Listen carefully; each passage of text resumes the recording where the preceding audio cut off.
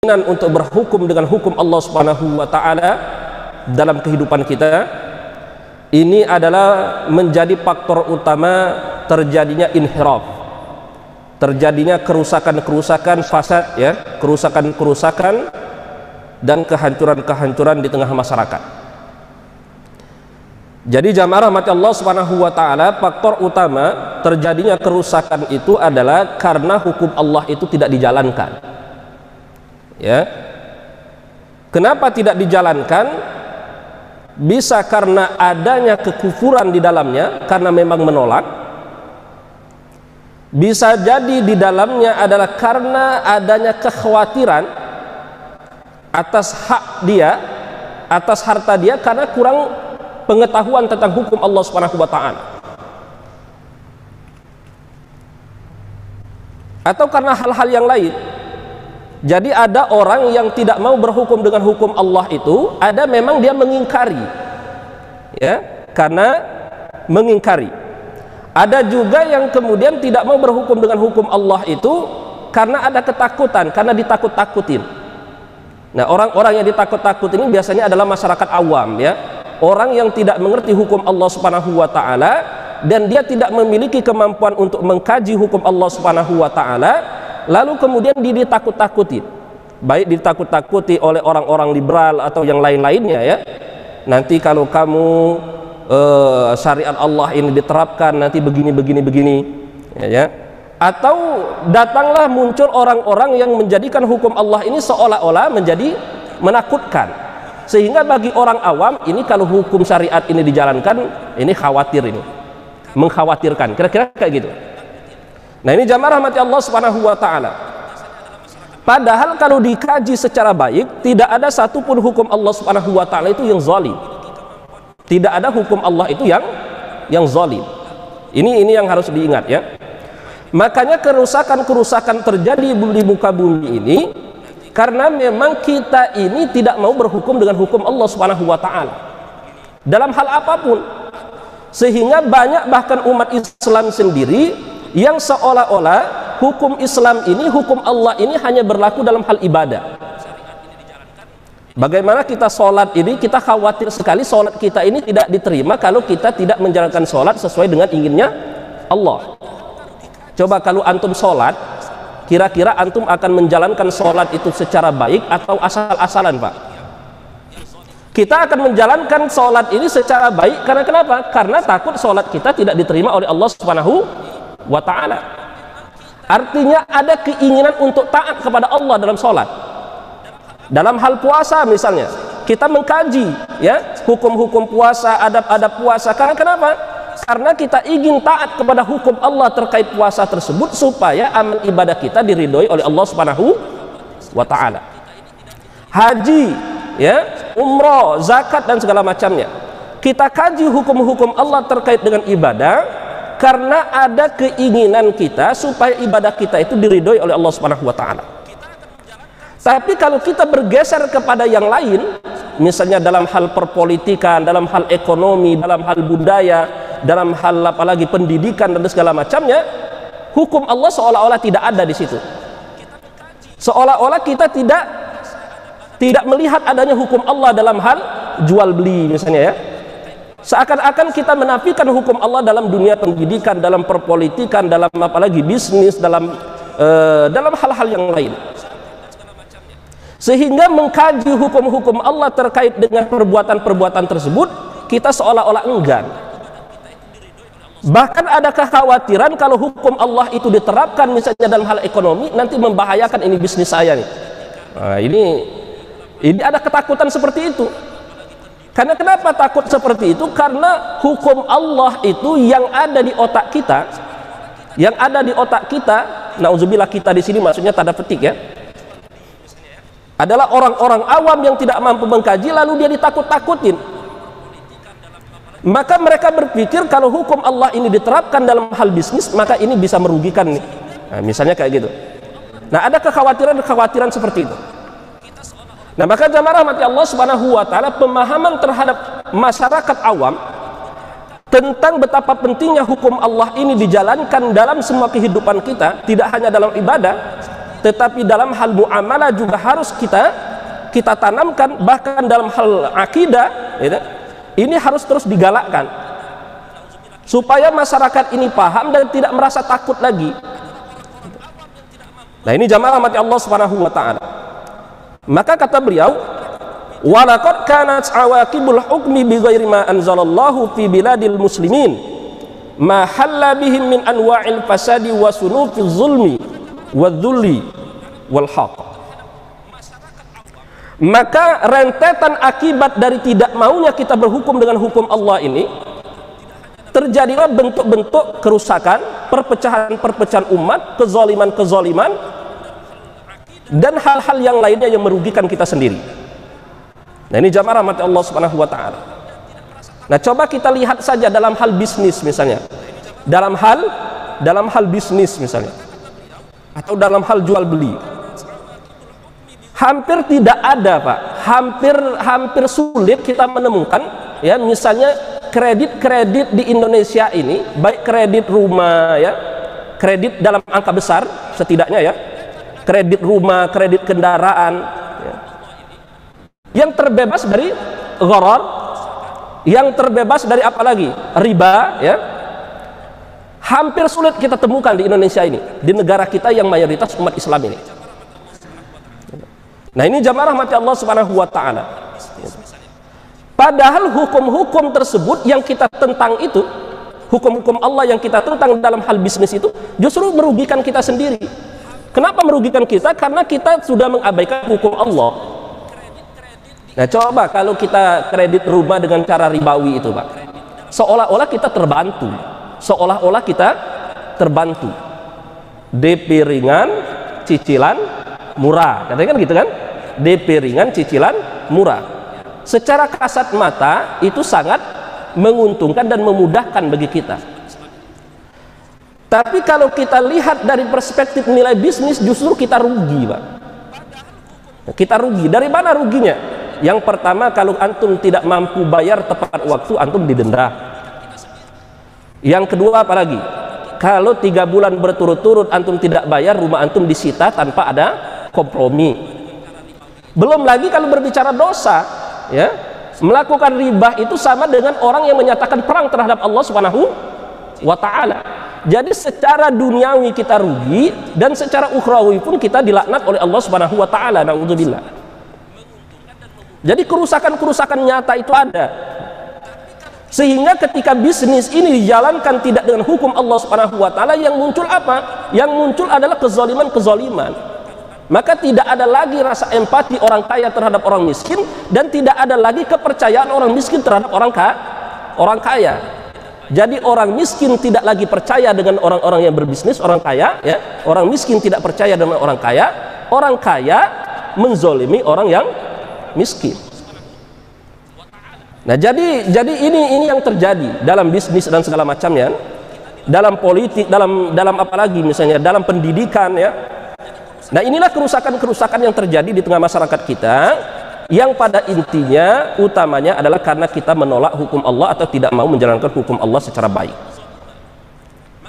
Wa nazran li ahammiyati wa khuturati hadhihi al-mas'alati min janib wa kasratil labsi fiha min janibin akhar fa nufassilu hadhihi al-mas'alati 'ala an-nahwi tali.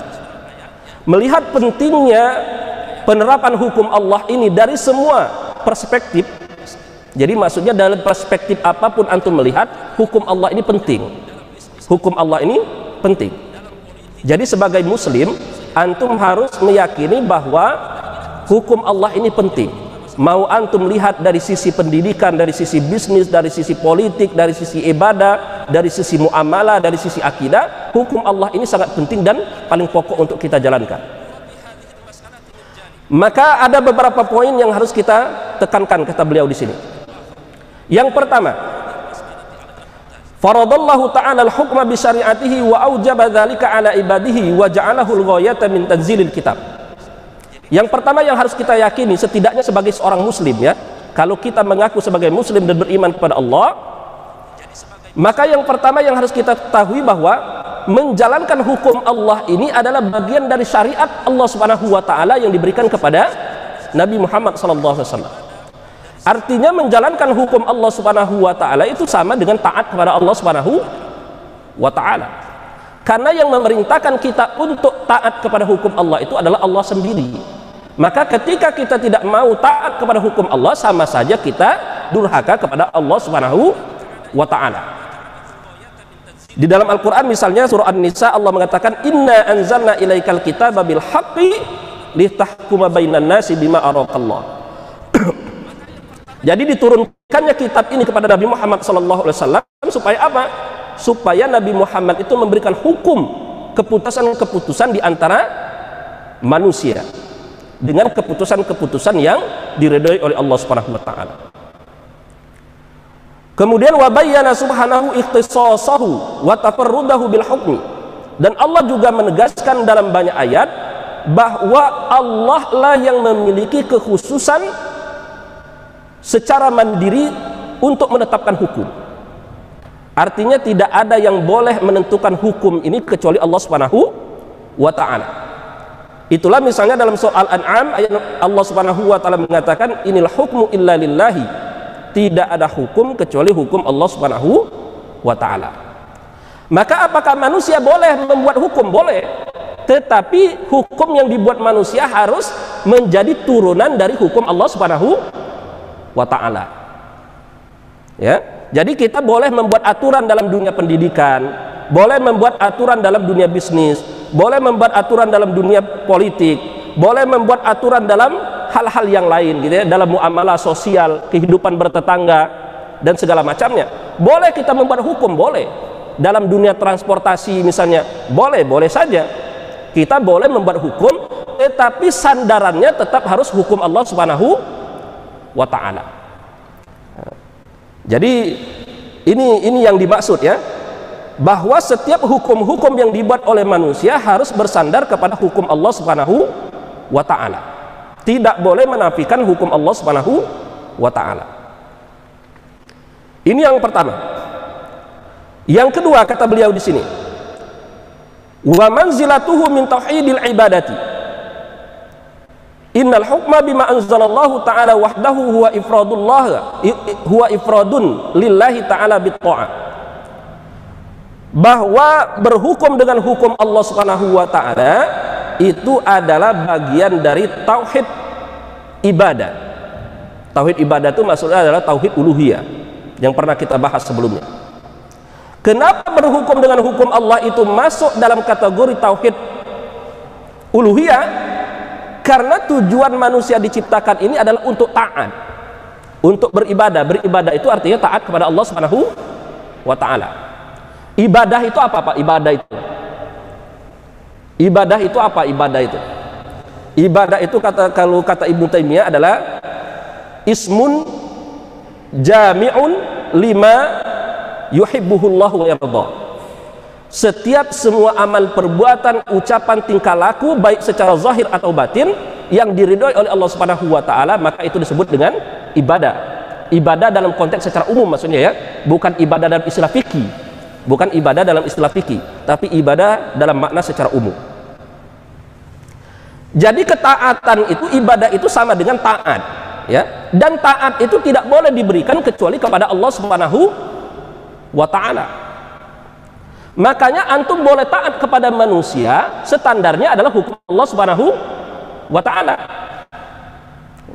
Antum harus taat kepada orang tua, antum harus taat kepada pemimpin, antum harus taat kepada siapa lagi, misalnya dalam sholat harus taat kepada imam dan segala macamnya. Ada ketaatan kita kepada manusia, tapi ketaatan kita kepada manusia ini harus dilandasi karena taat kita kepada Allah Subhanahu wa taala. Artinya ketika orang yang kita taati ini memerintahkan kita untuk bermaksiat, maka tidak boleh kita ikuti. Itu maksudnya ya. Kenapa demikian? Sekali lagi dikatakan di sini wa ta'atu nau'un min anwa'il ibadati fala tasarrufa illa lillahi wahda la syarikalah. Karena taat itu adalah bagian dari ibadah, dan ibadah itu hanyalah hak Allah Subhanahu wa taala. Ibadah itu hanyalah hak Allah Subhanahu wa taala. Wa qala ta'ala inil hukmu illa lillahi. Tidak ada hukum kecuali hukum Allah Subhanahu wa taala. Ini yang pertama. bahwa berhukum dengan hukum Allah itu sama dengan menjalankan tauhid uluhiyah. Yang kedua, bahwa menjalankan hukum Allah Subhanahu wa taala minat tauhid rububiyah, juga menjalankan tauhid rububiyah. Kenapa disebut dengan bagian dari tauhid rububiyah? Li'annahu tanfizun li hukmillahi alladhi huwa muqtada rububiyatihi wa kamali mulkihi wa tasarrufihi. Karena dalam tauhid rububiyah kan kita meyakini, dalam tauhid rububiyah kita meyakini bahwa tidak ada yang berkuasa kecuali Allah, tidak ada yang menentukan kehendak manusia kecuali Allah Subhanahu wa taala, tidak ada yang mampu mengatur alam semesta kecuali Allah, tidak ada yang berhak untuk menentukan hukum kecuali Allah Subhanahu wa taala. Itu adalah poin-poin yang terdapat dalam tauhid rububiyah. Ya, antum masih ingat ya? Ini sebenarnya khilaf lafzi saja. Ada sebagian ulama mengatakan tauhid itu pertama tauhid uluhiyah, tauhid rububiyah, tauhid asma wa sifat dan segala macamnya. Ada yang mengatakan tidak ada pembagian tauhid itu karena semua tauhid menjadi satu. Ini adalah perbedaan lafaz saja, perbedaan ibarat saja, ya. Perbedaan ibarat saja, ya. Atau pengungkapan penjelasan tentang poin-poin tauhid. Tetapi ini diakui bahwa rububiyah Allah Subhanahu wa taala itu ada dan uluhiyah Allah itu adalah hal yang mutlak. Dan di antara poin uluhiyah itu adalah bahwa tidak ada yang berhak untuk diibadahi kecuali Allah Subhanahu wa taala. Ya, tidak ada tempat menyembelih sesembelihan, tujuan sesembelihan kecuali Allah Subhanahu wa taala. Jadi orang tidak boleh menyembelih sesuatu untuk misalnya untuk apa namanya jin, untuk hal-hal yang keramat, untuk selain Allah Subhanahu wa taala tidak boleh. Ya, beribadah salat hanya untuk Allah Subhanahu wa taala. Ini adalah poin tauhid uluhiyah dan ini pernah kita bahas. Adapun poin tauhid rububiyah diantaranya adalah kita meyakini bahwa kesempurnaan itu adalah milik Allah Subhanahu wa taala, termasuk dalam hal pengaturan alam semesta, ya, dalam hal hukum dan segala macamnya. Maka orang-orang yang menjalankan hukum Allah Subhanahu wa taala sama dengan taat kepada Allah Subhanahu wa taala dalam hal tauhid uluhiyah dan tauhid rububiyah. Dan menentang hukum Allah Subhanahu wa taala berarti menentang tauhid uluhiyah dan menentang tauhid rububiyah. Nah, ini jamaah rahmat Allah Subhanahu wa taala. Makanya dikatakan di sini apa? Dalam Al-Qur'an surah At-Taubah, ittakhadhu ahbarahum wa ruhbanahum arbaba min dunillah wal masih ibn Maryam. Mereka itu menjadikan apa namanya? Pemuka-pemuka mereka, tokoh-tokoh mereka itu sebagai Tuhan bagi mereka. Karena orang-orang terdahulu menjadikan hukum itu apa yang ditentukan oleh tokoh mereka, ya. Wal masih ibn Maryam. Dan bahkan mereka menjadikan Isa bin Maryam itu yang kita anggap sebagai nabi dan rasul, tetapi mereka anggap sebagai Tuhannya mereka. Wa ma umiru illa liya'budu ilahan wahidan la ilaha illahu subhanahu amma yusyrikun. Lalu kemudian keyakinan mereka itu dibantah oleh Allah. Kata Allah, tidaklah mereka itu diperintahkan kecuali untuk menyembah ilah yang satu, ya, yaitu tidak ada ilah yang berhak disembah kecuali Allah Subhanahu wa taala, subhanahu amma yusyrikun, yang maha suci Allah Subhanahu wa taala dan terbebas dari segala apa yang mereka sekutukan. Nah, ini jamaah rahmat Allah Subhanahu wa taala. Wa yaqulu Ibnu Taimiyah rahimahullahu taala fi hadzal sya'n.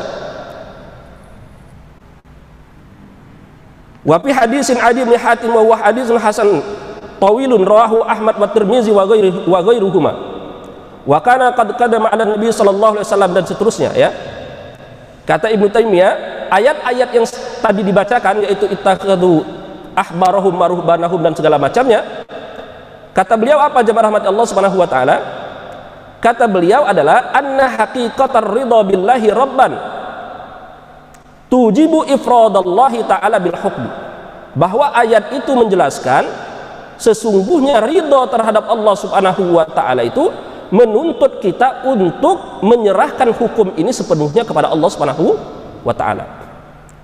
Sekarang saya tanya kepada antum ridha enggak kepada Allah Subhanahu wa taala.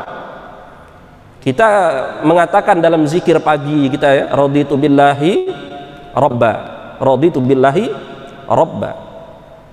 Kita ridho Allah itu sebagai Rabb kita. Maknanya kata Ibnu Taimiyah, ketika antum mengakui raditu billahi robba, maknanya itu adalah antum juga harus menyerahkan hukum ini kepada Allah Subhanahu wa taala. Saya ridho kepada Allah Subhanahu wa taala sebagai Rabb, maksudnya saya ridho Allah yang mengatur hidup saya. Karena Rabb itu adalah pengatur, ya, pengatur alam semesta itu namanya Rabb. Maka ketika antum mengatakan raditu billahi robba, saya ridho Allah Subhanahu wa taala sebagai Rabb saya, artinya adalah saya ridho kepada Allah Subhanahu wa taala untuk mengatur hidup saya. Jadi kalau antum mengatakan raditu billahi robba tetapi tidak mau taat kepada hukum Allah, berarti bohong itu kata beliau. Nah, ini maknanya. Mahum ya? Saya ridho kepada Allah Subhanahu wa taala sebagai Rabb, artinya saya ridho kepada Allah Subhanahu wa taala untuk mengatur hidup saya. Nah, jadi kita ridho, kita pasrah. Hidup kita ini diatur oleh Allah Subhanahu wa taala. Dan itu mutlak, ya. Oleh karena itulah poin ketiga kata beliau di sini apa? Adalah kata penulis kitab ini. Wa yaqulu Asy-Syaikh Abdul Rahman As-Sa'di. Syekh Abdul Rahman As-Sa'di juga mengatakan fa inna rabba, sesungguhnya Rabb yang dimaksud itu apa? Allazi lahul hukmul asy-syar'i wal jazai wa huwa alladzi yu'badu wahdahu. Yang dimaksud Rabb itu adalah zat yang memiliki hukum syar'i dan hukum jazai, yaitu zat yang berhak menentukan hukum dan berhak untuk membalas siapa yang taat dan siapa yang tidak taat. Jadi menentukan hukum itulah hak Allah, dan menghukum serta memberikan reward itu juga hak Allah Subhanahu wa taala. Wa huwa alladzi yu'badu wahdahu, dan dialah Allah Subhanahu wa taala yang berhak untuk disembah secara sendirian, artinya tidak ada sekutu. Nah, ini jamaah rahmati Allah Subhanahu wa taala. Artinya ketika kita menafikan hukum Allah lalu berpindah dengan hukum lain, itu bagian dari perbuatan-perbuatan mensekutukan Allah Subhanahu wa taala. Oleh karena itulah sekali lagi poin ketiga di sini adalah wa huwa minal iman. Dan taat kepada hukum Allah itu adalah bagian dari iman. Bagian dari iman. Maksudnya apa? Orang itu tidak dianggap beriman kalau dia menolak hukum Allah Subhanahu wa taala. Karena bagian dari iman itu adalah meyakini bahwa segala sesuatu ini adalah Allah Subhanahu wa taala yang menentukan, dan Allah yang berhak untuk memberikan reward bagi orang yang taat dan memberikan hukuman bagi orang yang melanggar. Ini konsekuensi. Karena iman itu yang kita jelaskan kemarin sebelum-sebelumnya adalah iman itu kan pengakuan, Pak. Pengakuan. Iman itu adalah pengakuan. Tasdikun bil qalbi, iqrarun bil lisan, wa amalun bil jawarih. Meyakini hati dengan hati, ya, dengan lisan dan dengan perbuatan. Ini adalah iman. Artinya ini adalah perjanjian kita dengan Allah Subhanahu wa taala. Maka kalau orang sudah menekan perjanjian, maka dia harus taat kepada aturan. Jadi kalau misalnya nih, antum sekali lagi ya, jangankan dalam urusan iman, dalam urusan perkara dunia saja, kalau antum sudah terikat suatu perjanjian, antum harus taat. Antum kerja di mana misalnya? Kerja di mana antum, Pak?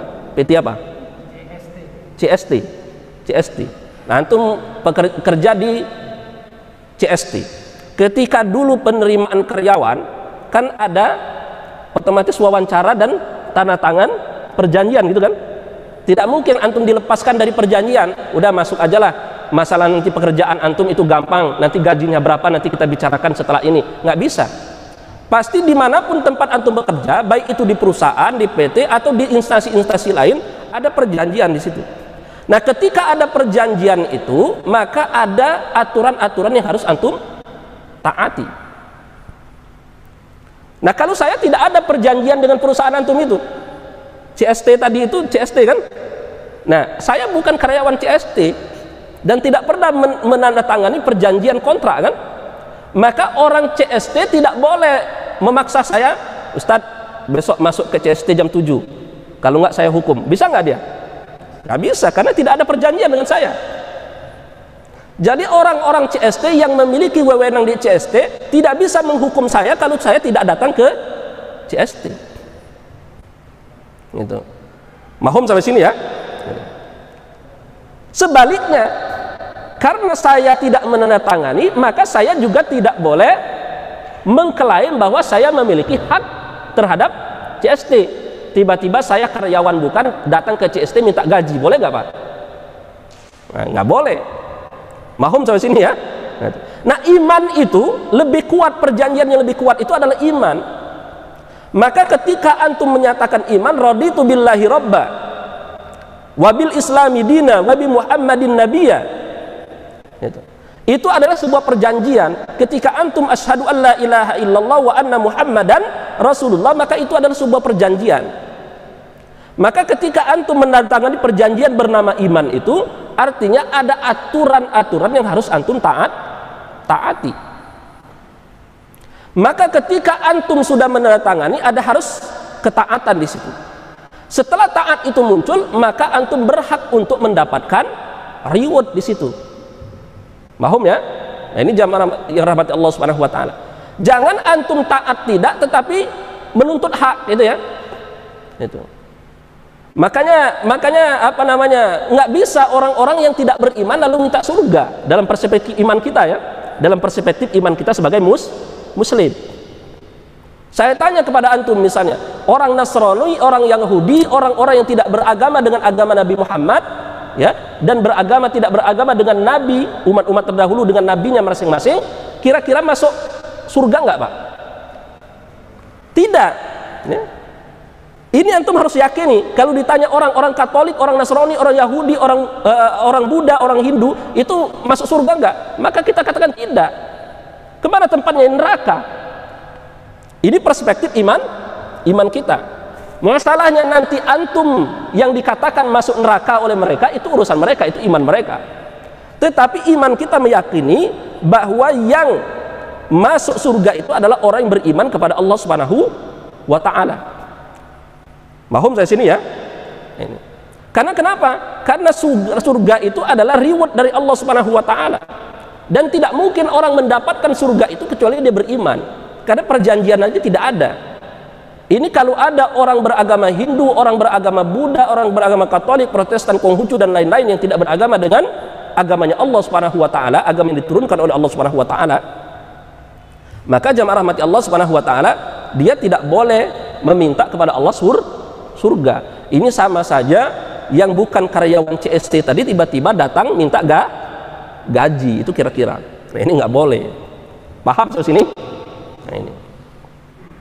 Nah ini jamaah rahmati Allah Subhanahu wa taala. Makanya di sini katakan wa qala Syekh Asy-Syinkiti. Syekh Asy-Syinkiti mengatakan apa? Fa minal ayatil qur'aniyatil lati awdaha biha ta'ala sifatin man lahul hukmu wat tasri'. Wa makhtalaftum fihi min syai'in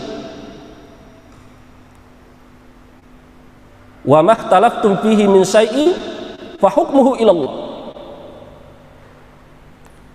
Di dalam Al-Qur'an kata beliau, Allah Subhanahu wa taala menjelaskan perselisihan-perselisihan apapun yang terjadi di tengah kalian itu hukumnya kembalikan kepada Allah Subhanahu wa taala.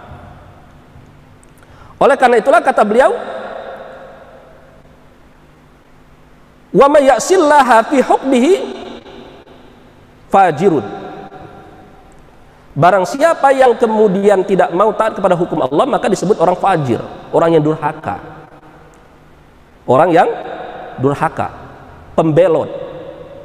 Ya, kalau kita analogikan lagi dengan urusan dunia tadi kayak gitu. Sudah nantanganin, ya, minta gaji cepat, tetapi datang nggak pernah, kerja nggak beres, gitu ya. Semau dia, tidak mau taat aturan. Kira-kira kalau antum punya perusahaan kayak gitu, antum apain tuh karyawan, Pak? Antum punya perusahaan, ya, aturannya karyawan masuk jam 8, pulang jam 5 sore misalnya. Ini ada satu karyawan bandel, jam 11 baru datang, jam 1 sudah pulang. ya, selama kerja banyak di kantin.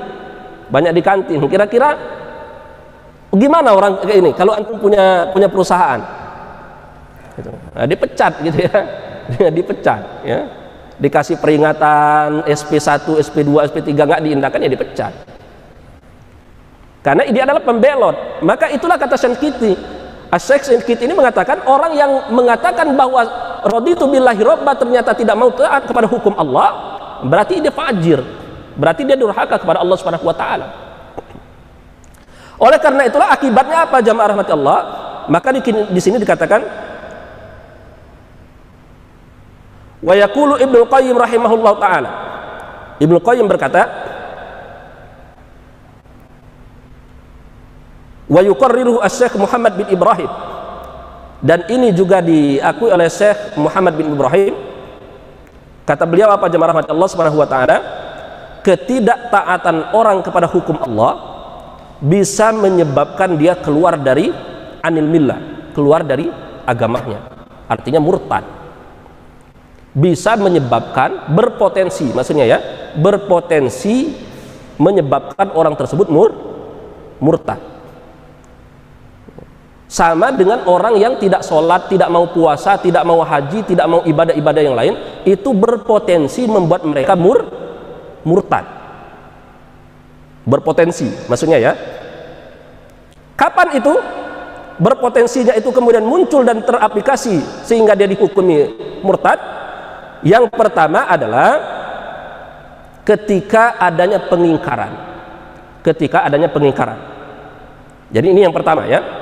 Kapan orang yang tidak mau berhukum dengan hukum Allah itu disebut kafir? Yang pertama adalah ketika adanya pengingkaran. Mengingkari hukum Allah. Jadi mengingkari hukum Allah dalam hal apapun, termasuk dalam hal jinayat, pidana, hudud ya, dalam hal jual beli, dalam hal segala macam. Maka orang-orang yang mengingkari hukum Allah Subhanahu wa taala, artinya tidak mengakui adanya hukum Allah Subhanahu wa taala, ini adalah munkir terhadap hukum Allah Subhanahu wa taala. Nah, orang yang ingkar seperti ini maka keluar dari Islam. Ini penyebab dari murtad. Ini yang pertama. Yang kedua, kapan orang tidak mau berhukum kepada hukum Allah dan menyebabkan dia menjadi murtad, menjadi kafir, yaitu ketika dia meyakini bahwa hukum Allah itu bisa diganti. Hukum Allah itu bisa diganti dan dicocokkan sesuai dengan keinginannya atau dengan zamannya. Kan banyak itu orang liberal mengatakan bahwa sekarang kan teknologi dunia sudah maju. Dunia sudah maju. Manusia bisa berpikir dan menentukan arah hidupnya masing-masing. Nah, ini kira-kira kayak gitu. Ya. Nah, misalnya ya ini terjadi. Termasuk kita di negara kita ini kan kayak gitu. Dalam hal pidana, dalam hal jinayat kan tidak berhukum dengan hukum Allah Subhanahu wa taala. Dalam pasal perzinahan, Pak. Ya antum baca itu dalam pasal perzinahan itu. Orang bisa dikenakan delik perzinahan itu kapan? Ya, delik perzinahan itu. Yaitu kalau yang melakukan perzinahan itu memiliki pasangan. Kalau yang melakukan perzinahan itu adalah memiliki pasangan, yaitu seorang laki-laki melakukan perbuatan zina dengan seorang perempuan dan salah satu di antaranya memiliki pasangan atau dua-duanya memiliki pasangan. Bahkan undang-undangnya apa? Itu bisa dituntut kalau pasangannya melaporkan. Kalau pasangannya melaporkan. Artinya kalau pasangannya tidak melaporkan maka tidak dianggap zina. Ini hukum kita kan gitu. Ya. Kalau perzinahan terjadi kepada anak di bawah umur, itu pasalnya bukan perzinahan. Pasalnya adalah pelecehan seksual, bukan perzinahan maksudnya. Setelah pun dianggap itu adalah pasal perzinahan, hukumannya apa, Pak? Hukumannya adalah 9 bulan penjara. Oke. Nah, ini jamaah rahmat Allah Subhanahu wa taala. Padahal di dalam hukum Islam apa? Kalau orang sudah terbukti di pengadilan, di hadapan hukum dia terbukti berzina, jika orang yang berzina itu pernah menikah, pernah memiliki pasangan atau sudah pernah menikah, maka hukumannya apa? Hukum rajam, kan gitu kan? Tidak ada tawar menawar lagi, hukumnya hukum rajam. Nah, ditanam dia, digali di tempat lewatnya orang banyak, kira-kira di pinggir jalan itulah, digali lalu dimasukkan badannya ke dalam lubang tersebut, disisakan kepalanya, dan setiap orang yang lewat di situ harus nimpukin orang tersebut sampai dia mati. Dan nimpukinnya tidak boleh langsung mati, tidak boleh dengan langsung sekali aja supaya tidak ini gitu, tidak boleh, harus dia merasakan sakitnya. Nah, hukum Allah itu kemudian diganti dengan apa? Diganti dengan 9 bulan penjara. Nah, ini namanya merubah hukum Allah Subhanahu wa ta'ala. Nah, ini jamaah rahmat Allah Subhanahu wa ta'ala. Kemudian yang ketiga adalah ketika orang-orang meyakini bahwa hukum Allah Subhanahu wa ta'ala bisa dimodifikasi supaya sesuai dengan kondisi real masyarakat yang ada. Dimodifikasi hukum Allah Subhanahu wa ta'ala supaya sesuai dengan apa? Dengan kondisi masyarakat. Kalau orang Indonesia menyebutkannya apa? Menyebutkannya apa sih kemarin? Ini budaya apa namanya? Saya agak lupa kemarin. Jadi boleh miras itu dihalalkan di Bali, miras itu boleh dihalalkan di Papua misalnya. Karena apa kemarin? Alasan itu? Kearifan lokal, ya, kearifan lokal. Artinya menyesuaikan dengan kondisi masyarakat setempat. Jadi hukum keharaman yang Allah berikan, innamal khamru wal maisiru wal ansabu wal azlam rijsum min amalis syaitan fajtanibuhu, itu diganti. Ya. Kemudian apalagi misalnya, ya, wa yas'alunaka 'anil khamri wal maisir qul fihima ismun kabir wa manafi'u linnas. Hukum-hukum keharaman khamr yang diberikan oleh Allah Subhanahu wa taala dalam Al-Qur'an dan dijelaskan oleh Nabi Muhammad dalam banyak hadis diganti sesuai dengan, dimodifikasi untuk sesuai dengan kearifan lokal. Ini nggak boleh. Ini nggak boleh. Jangan sampai walaupun orang tersebut rajin melaksanakan minum-minuman, maka kemudian minuman dihalalkan di situ. Ya. Minuman miras dihalalkan di tempat-tempat tertentu, di diskotik misalnya gitu. Nah, ini nggak boleh, karena hukum Allah mau itu di diskotik, mau itu di Papua, mau itu di Bali, mau itu dimanapun, hukum Allah terhadap khamr ya tetap berlaku sama. Ini perspektif kita sebagai muslim, ya. Nah, ini jamaah rahmati Allah Subhanahu wa ta'ala. Maka nanti kalau antum menjadi pemimpin, antum tidak boleh mengeluarkan aturan-aturan yang seperti itu apapun kondisinya. Jadi kalau suatu saat antum jadi gubernur Bali misalnya, antum ditaat menjadi gubernur Bali, tetap antum harus taat bahwa di Bali haram hukumnya miras. Gitu. Antum menjadi gubernur Papua ya tetap haram. Nah, gitu ya. Nah, ini jamaah rahmat Allah Subhanahu wa ta'ala. Nah, ini jangan dimodifikasi hukum Allah Subhanahu wa ta'ala untuk dicocokkan dengan kearifan-kearifan lokal seperti itu. Ini nggak boleh. Nah, ini jamaah rahmat Allah Subhanahu wa ta'ala. Nah, jika itu dilakukan pengingkaran, kemudian hal-hal yang saya sebut tadi dilakukan dengan kesadaran diri, maka ini bisa menyebabkan orang tersebut jatuh kepada kekufuran. Ya. Syaratnya kata beliau di sini, kata Syekh Abdul Rahman As-Sa'di, syaratnya adalah dia melakukan itu dengan kesadaran diri tanpa ada paksaan dan apapun. Tetapi kalau ada paksaan-paksaan di situ, jadi dia melanggar hukum Allah Subhanahu wa ta'ala karena memang dia tidak mampu menerapkan, maka orang tersebut disebut asir tetapi tidak kafir. Misalnya apa, Pak? Misalnya apa? Misalnya begini, antum jadi hakim di pengadilan. Antum jadi hakim di pengadilan. Ada orang terbukti membunuh secara sengaja. Hukumannya apa kalau ada orang membunuh secara sengaja? Dibunuh juga, dikisos, ya kan? Itu. Al-ainu bil aini wal anfu bil anfi, kan gitu ayatnya kan? Wal juruha kisos, dan seterusnya itu. Tumpahan darah ya dibalas tumpahan darah, artinya membunuh dengan sengaja hukumnya adalah kisos. Nah, antum sebagai hakim, ada terdakwa terbukti membunuh, maka seharusnya antum jalankan apa? Hukum mati, kan gitu kan? Hukum mati. Gitu. Tetapi antum tidak bisa melaksanakan itu karena antum tidak punya kekuatan. Karena antum sebagai hakim, antum ditekan oleh aturan-aturan yang berada di atas antum. Mahum saya sini ya. Maka orang seperti ini, kata Syekh Abdurrahman As-Sa'di, orang seperti ini kalau dia melakukan pelanggaran itu, tetapi dalam hati kecilnya dia masih meyakini bahwa itu salah dan itu melanggar hukum Allah, maka orang tersebut tidak dikatakan kafir, dia hanya disebut asid. Dia disebut maksiat. Sama terhadap ibadah-ibadah yang lain.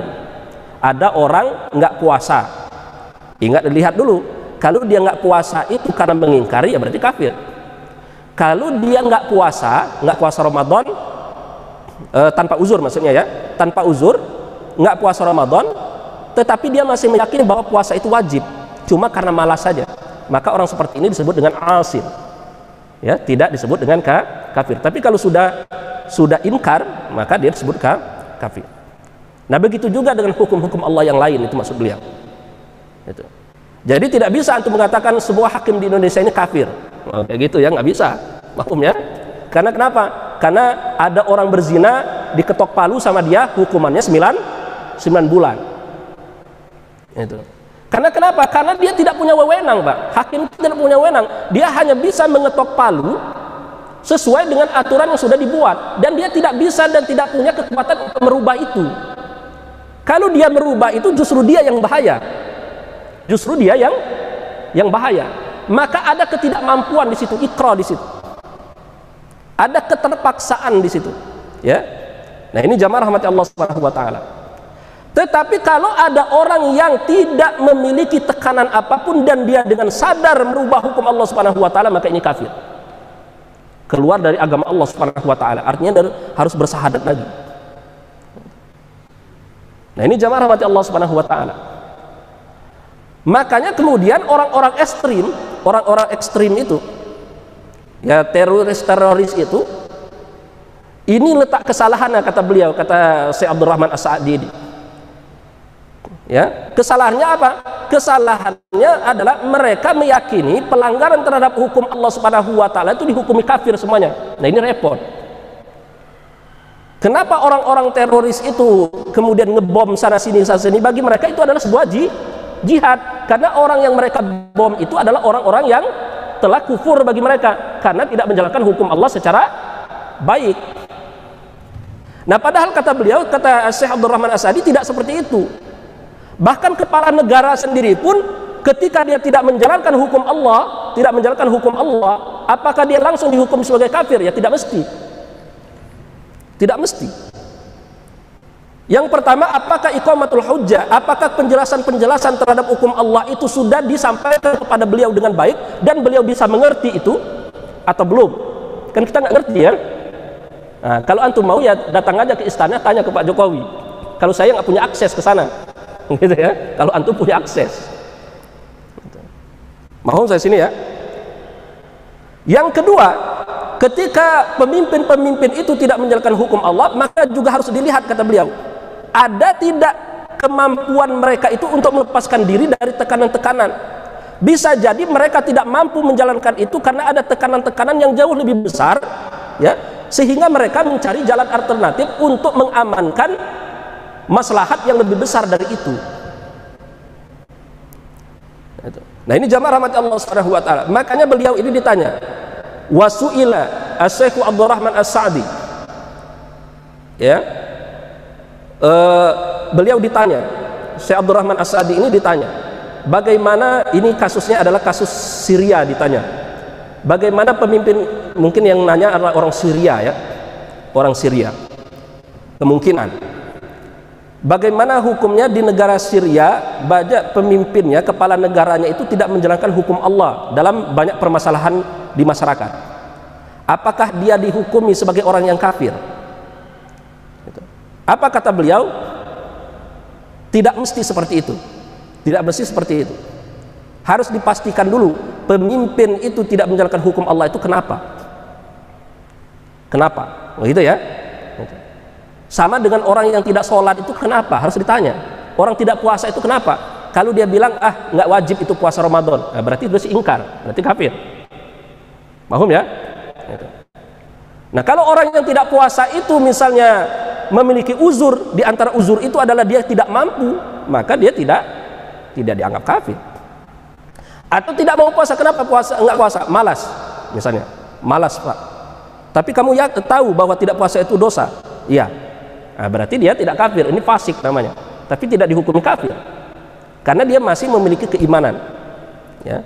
Nah, begitu juga pemimpin pun ketika tidak menjalankan hukum Allah dalam perundang-undangan dan segala macamnya, maka kita lihat kenapa, itu kata beliau, sehingga jawaban kenapa inilah yang nanti bisa memastikan. Nah, cuman permasalahannya siapa yang bisa mengajukan pertanyaan kenapa ini? Nah, antum misalnya mau tanya ke Pak Jokowi misalnya, kenapa orang berzina dihukum 9 bulan? Kenapa orang membunuh dengan sengaja hukumannya 14 tahun atau 15 tahun? Di Indonesia itu berbeda, Pak.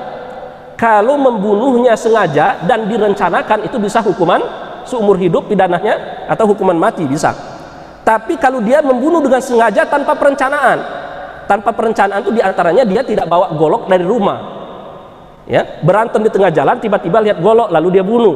Nah, itu namanya membunuh dengan sengaja tapi tanpa perencanaan. Itu hukumannya maksimal 15 tahun.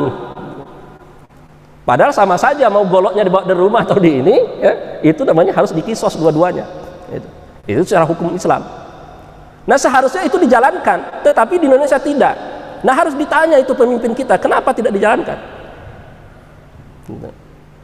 Nah, ini jamaah rahmati Allah Subhanahu wa taala. Makanya kata beliau tidak bisa semerta-merta kayak gitu. Kalau kita berpikiran keras, maka kemudian kata beliau apa? Menjadi orang radikal kalau istilah kita. Menjadi radikal. Makanya kalau beliau sangat keras di sini mengatakan wa'at barul mujrimin. Dan orang yang berpikir radikal itu justru dia termasuk orang yang mujrim tadi apa? Pengkhianat atau pendusta atau pendurhaka yang paling besar. Kenapa demikian, Pak? Karena menghukumi seseorang yang belum pasti dihukumi oleh Allah Subhanahu wa taala. Karena bisa jadi karena dia tidak mampu berarti dia dimaafkan oleh Allah. Allah memaafkan lalu kita hukum, kan nggak boleh kan? Nah, itu. Nah, ini jamaah rahmati Allah Subhanahu wa taala. Nah, jadi konsepnya adalah kalau ada pengingkaran di situ, keengganan, penolakan dengan sengaja dan tanpa paksaan, maka orang tersebut dihukumi sebagai orang kafir. Artinya dia murtad. Kalau dia muslim berarti murtad, harus syahadat kembali. Tetapi kalau dia tidak menjalankan hukum Allah itu karena keterpaksaan, maksudnya dia dipaksa oleh aturan-aturan di atas dia dan tidak punya wewenang untuk merubahnya, seperti hakim di pengadilan tadi, nah maka dia tidak bisa dianggap kafir, tapi dia dianggap asim, dianggap orang yang bermaksiat. Nah, orang bermaksiat ini ya yaghfiru may yasha wa yu'adzibu may yasha, kita hukumnya kita serahkan kepada Allah Subhanahu wa taala. Allah bisa mengampuni dan Allah bisa mengazab, wallahu a'lam. Nah, jadi kalau saya tanya, kalau nanti antum datang ke pengadilan ada kasus orang membunuh dengan sengaja lalu diketok palu oleh hakimnya, ketok palu, Anda kami jatuhi hukuman 15 tahun penjara. Berarti hakimnya nyalahin hukum Allah nggak tuh, Pak? Melanggar hukum Allah nggak dia? Melanggar kan? Hukumannya kan kisos. Dijelaskan oleh Allah al-juruha kisos kan? Gitu. Membunuh dengan sengaja kisos. Tapi karena hakim memutuskan 15 tahun penjara, berarti dia melanggar hukum Allah.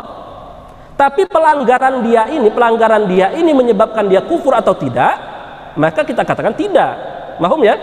Karena kenapa alasannya tidak? Kata beliau, kata Syekh Abdurrahman As-Sa'di, karena dia tidak memiliki kemampuan untuk menerapkan hukum itu.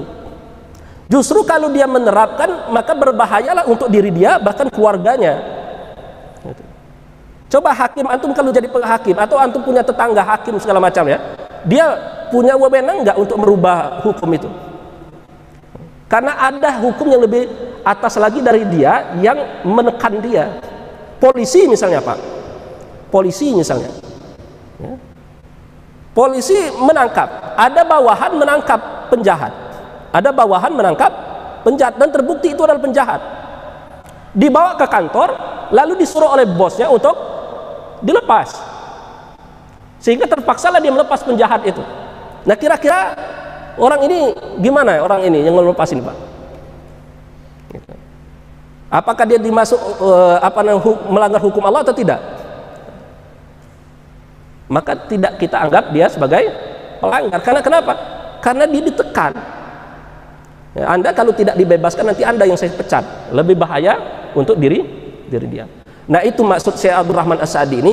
Tidak bisa kita semerta-merta berpikiran radikal terhadap siapapun, termasuk pemimpin sendiri pun gitu ya. Tetapi kalau ada indikasi-indikasi pengingkaran ya, ada indikasi-indikasi dia melawan hukum Allah Subhanahu wa taala padahal tidak ada penekanan dan itu dilakukan dengan sadar, maka ini bisa dihukumi. Nah ini ya. Nah ini jamaah rahmati Allah Subhanahu wa taala. Karena kenapa saya mengatakan seperti ini? Karena kemarin ada kasus presiden menekan kebolehan investasi miras kalau nggak salah kan. Lalu banyak orang-orang yang berpikiran keras mengatakan Jokowi kafir kayak gitu. Jokowi kafir, nggak boleh. Memang beliau menekan itu, dan itu bagian dari maksiat bagi beliau, dan itu jelas dosa. Tetapi apakah beliau termasuk orang kafir? Wallahu alam, belum tentu. Tapi setidaknya dia adalah muslim, masih saudara kita karena dia muslim. Mahum ya, mukmin. Jangan antum bawa-bawa ke ranah politik ya. Bukan berarti saya pro sini tidak. Maksud saya harus insaf antum. Itu.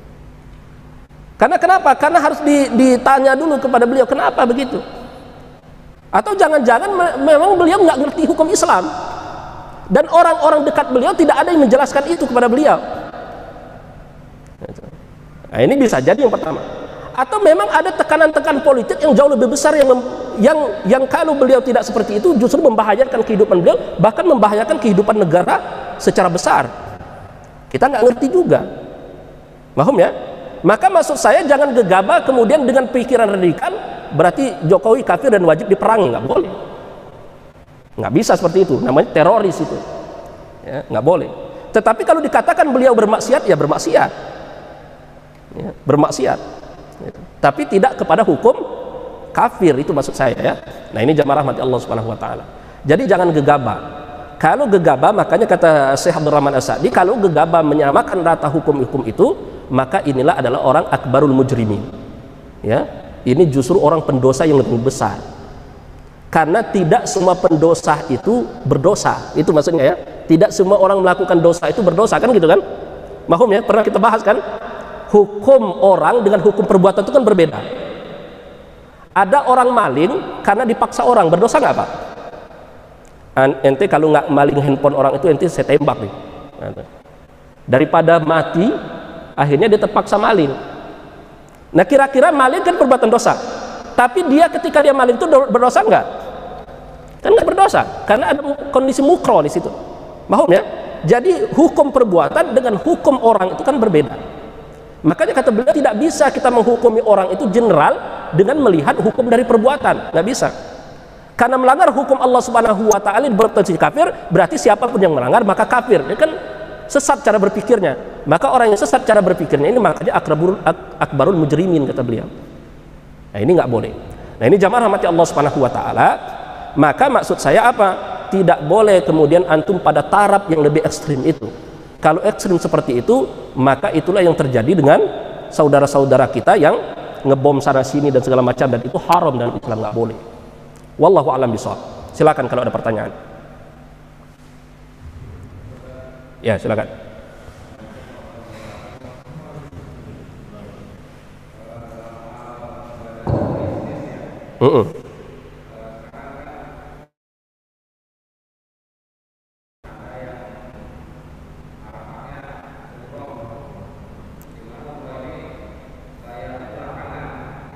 Mm-mm.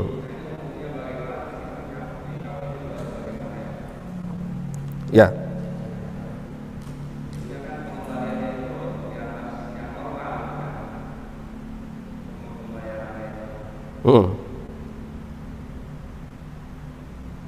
Maaf, sebentar ya. Umroh dengan cara hutang itu maksudnya ya, boleh atau tidak? Ibadah dengan cara hutang itu halal. Ibadah dengan cara hutang itu halal. Dan ini sudah difatwakan diantaranya di SN MUI ya, Dewan Syariah Nasional UI, kemudian Muhammadiyah, NU dan segala macamnya secara lembaga maksudnya. Secara personal sudah banyak juga ya. Dr. Oni Sahroni, kemudian Dr. Irwandi Tirmizi ya. Kemudian ada lagi saya lihat itu fatwa dari para estetis kita, Al-Irsyad dan segala macamnya. Jadi beribadah dengan cara hutang itu boleh, itu poin pertama, asalkan tidak melanggar hukum Allah, karena berhutang itu halal, berutang itu halal, paham ya? Jadi selama hutangnya itu tidak melanggar hukum Allah berarti boleh. Apa yang pertama tidak melanggar hukum Allah? Yang pertama, jangan sampai antum berhutang sehingga hutang tersebut, dengan berhutang antum jadi mudarat buat hidup antum atau orang yang menjadi tanggungan antum.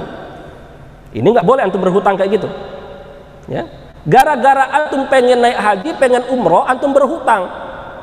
Gara-gara berhutang pulang dari tanah suci, rumah kejual, istri dan anak nggak punya lagi tempat tinggal. Ini nggak boleh, haram hukumnya, karena mudaratnya lebih besar. Berarti haji dan umroh belum wajib bagi antum untuk kita semua, kalau seperti itu.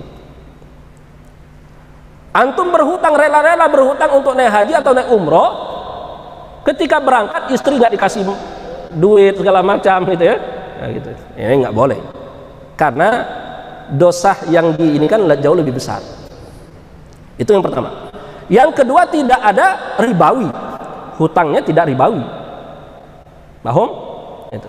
Kalau skemanya itu adalah skema cicilan hutang. Kalau cicilannya adalah cicilan jual beli, maka nggak mengapa. Cicilan hutang itu kan orang nyicil itu ada dua, Pak. Cicil hutang dan cicil jual beli. Paham ya? Nih Pak, beli handphone saya, harganya 2 juta. Dicicil per bulan 100.000 sampai 20 bulan.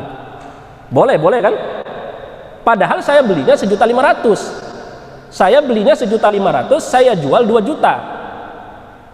Ya, dengan cara cicil Bapak ke saya, boleh nggak Pak? Boleh kan? Ini kan handphone saya beli 1.500.000, saya jual 2 juta, ngambil keuntungan, boleh nggak? Boleh. Itu namanya cicilan jual beli. Tapi tidak boleh ada denda di situ. Tidak ada boleh denda. Walaupun DSN MUI mengatakan denda itu diperbolehkan dengan syarat-syarat yang keras. Yang pertama, dendanya tidak boleh dinikmati secara pribadi, tapi harus dikeluarkan untuk kepentingan umum. Itu syaratnya menurut MUI ya, Dewan Syariah Nasional. Denda juga diperbolehkan, tapi khusus bagi orang yang mampu dan memang melanggar. Nah, memang dia mampu tapi melanggar, maka boleh dihukum menurut DSN MUI. Tapi saya tetap meyakini pendapat yang mengatakan hutang piutang, jual beli kredit tidak boleh didenda karena masuk ribawi. Nah, beda dengan hutang piutang. Pak, ini duit 2 juta, silakan beli handphone yang Bapak kehendaki. Nah, berarti hutang piutang. Nah, kalau hutang piutang kayak gini tidak boleh berbayar lebih. Kullu qardin jarra naf'an fahuwa riba. Paham ya? Nah, setiap hutang piutang yang berbayar lebih, maka lebihnya itu adalah riba. Karena saya minjami Bapak duit 2 juta, maka nanti dibalikin 2 juta. Nah, sekarang pembiayaan umroh yang Bapak tanya itu skemanya apa? Taruhlah harga umroh 26 juta. Bapak datang kepada pembiayaan. Tolong dong pinjamin saya duit 26 juta karena saya mau umroh. Kira-kira kayak gitu kan? Oke, saya pinjamin nih 26 juta, silakan. Nanti kamu cicil. Nah, cicilannya tetap harus 26 juta, tidak boleh lebih. Kalau lebih berarti riba. Atau skemanya adalah jual beli. Kata orang pembiayaan gini aja, nggak usah hutang. Paket umrohnya saya beli dulu. Bukan umrohnya yang dibeli ya, paket umroh. Kalau umrohnya kan ibadah, nggak bisa dibeli ya. Umrah itu apa? Tawaf dan sa'i. Nggak mungkin kita beli tawaf dan bisa sa'i kan? Di dalam umrah itu kan ada paket. Paketnya apa? Paket visa, paket tiket, paket hotel, paket makan, kan gitu kan? Nah, paket ini kita beli. Nih Pak, dari Travel A harganya 26 juta sudah saya beli. Sekarang paket ini saya jual ke Bapak 27 juta. Bapak mau nggak? Nah, ini kan berarti skemanya jual beli. Tapi Bapak bayar secara cicil, nggak apa-apa. Berarti saya jual beli. Boleh kalau jual beli mengambil keuntungan.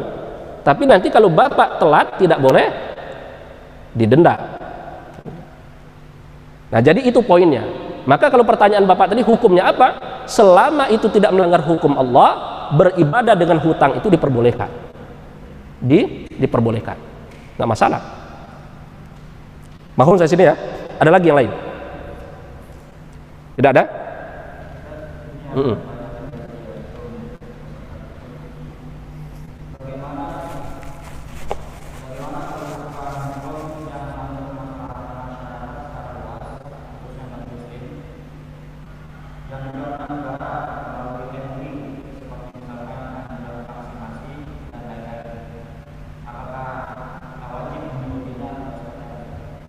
Ya, jika itu adalah jelas kemaslahatan untuk negara ini dan kemaslahatan untuk umum, maka wajib ditaati, Pak.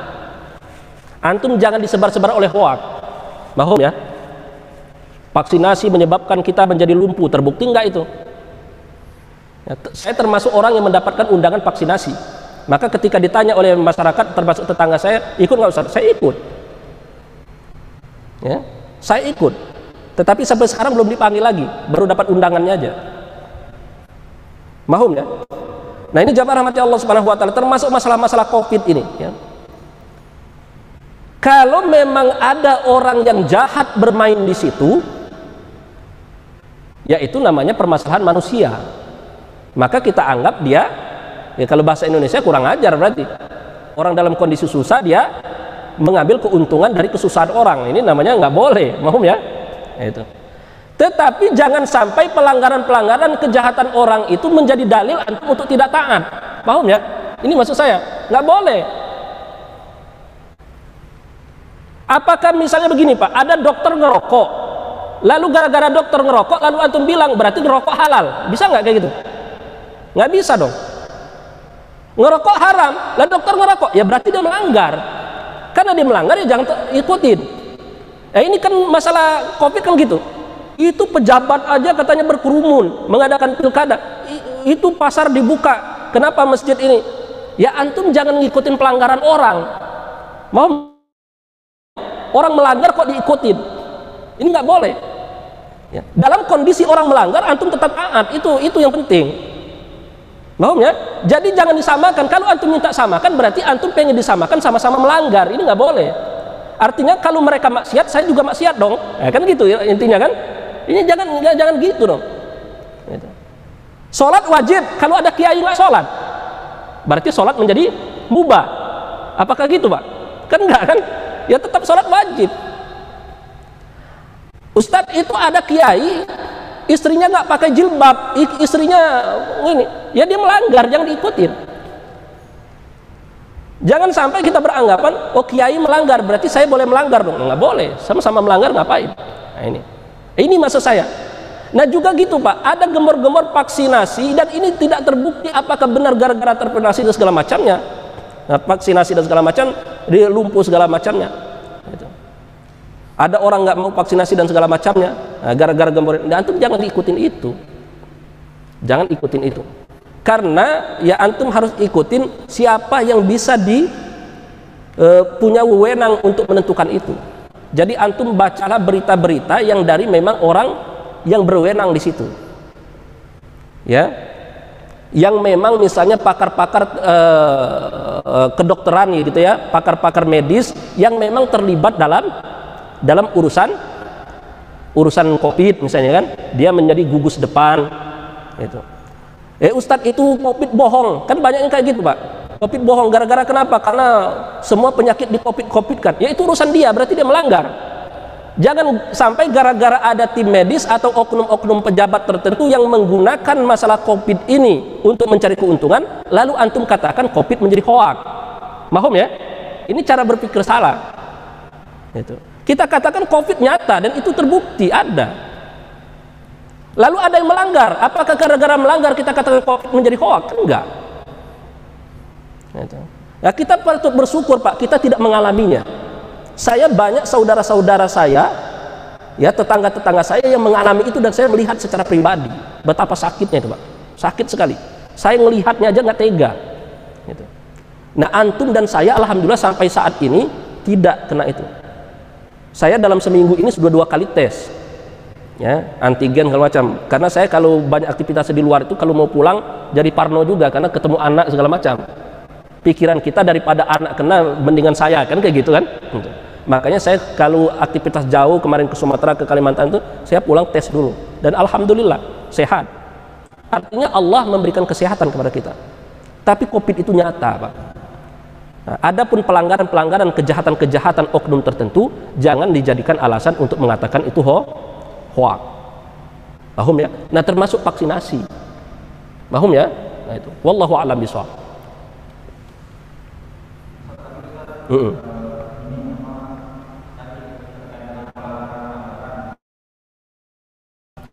Pelanggaran.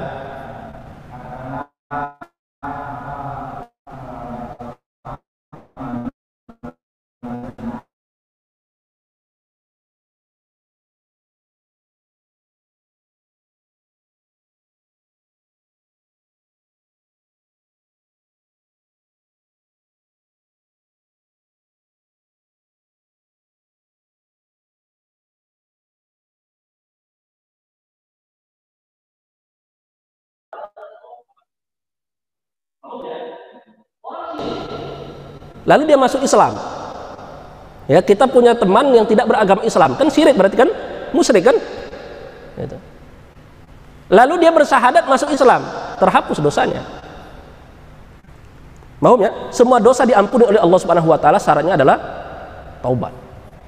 Adapun hukuman dunia terhadap perzinahan, pencurian, itu syaratnya adalah yang pertama, terbukti di pengadilan dengan memenuhi syarat dan ketentuan berlaku. Orang saksi dihadirkan, bukti tidak bisa dihukum dengan hukum dunia tadi, atau melalui yang kedua pengakuan dia sendiri. Ini ya. Nah sekarang di Indonesia tidak berlaku itu, maka dia berarti terbebas dari hukuman dunia. Adapun nanti hukuman di akhirat atas dosa yang ia lakukan gimana? Ya kita tidak bisa menghakimi, bisa jadi dia sudah bertobat dan dimaafkan oleh Allah Subhanahu wa taala. Mahum ya? Orang-orang yang berzina menjual dirinya itu sudah ribuan kali dia berzina Pak. Bisa jadi di akhir hayatnya bertobat dan diampuni Allah. Dosa zina yang dia lakukan itu dimaafkan oleh Allah, selesai. Kalau itu berbicara tentang dosa. Nah tapi kalau yang ditanya tadi adalah hukum dunianya gimana? Ya hukum dunianya berarti dia terbebas karena negara ini tidak menganut hukum Islam itu, berarti dia terbebas. Paham ya? Itu. Dan hakim yang tidak menghukum dia dengan hukum rajam juga ini enggak dianggap kafir enggak? Ya tidak juga, karena dia tidak punya wewenang untuk merubah itu. Paham terus ini? Nah ini jamaah rahmat Allah Subhanahu wa taala. Wallahu a'lam bishawab. Ada lagi?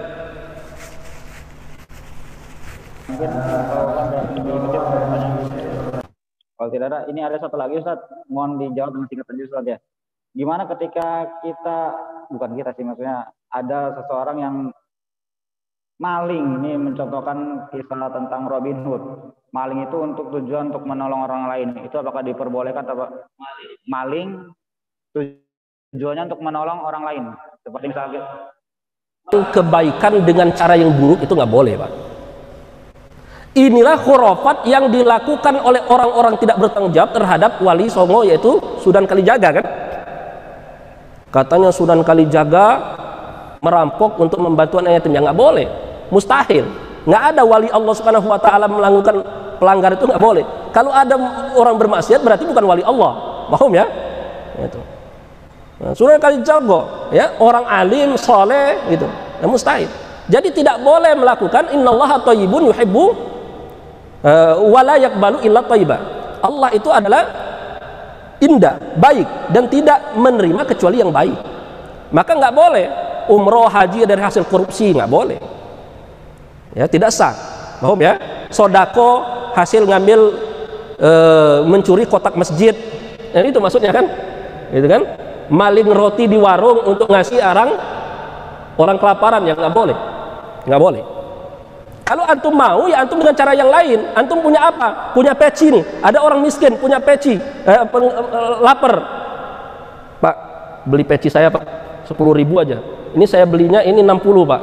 Saya jual aja 10.000. Untuk apa? Untuk beli roti buat ngasih orang miskin. Nah, itu dengan cara yang halal. Jadi antum harus berkorban, gitu ya. Kalau mau nolong banyak cara, bukan dengan cara maling. Jadi nggak boleh melakukan ketaatan dengan cara yang buruk, nggak boleh. Ya, maka tidak sah amal ibadahnya. Wallahu a'lam bishawab.